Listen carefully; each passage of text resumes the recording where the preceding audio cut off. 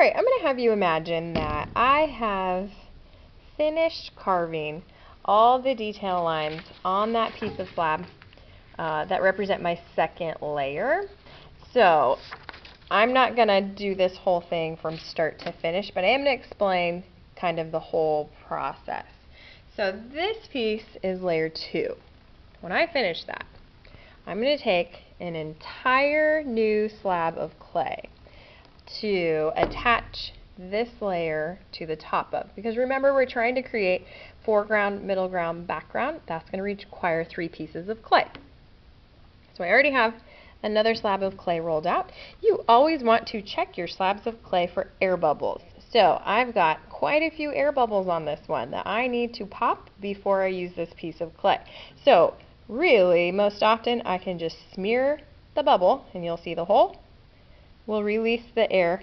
If smearing it doesn't release the air, then you could just take your knife tool or a needle tool and just kind of poke it into the bubbles to pop them.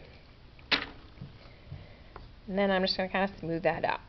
So with my extra slab of clay, I'm going to take my plastic stencil, I'm going to set that back on top, and I'm going to trim this down so it's 5 by 7.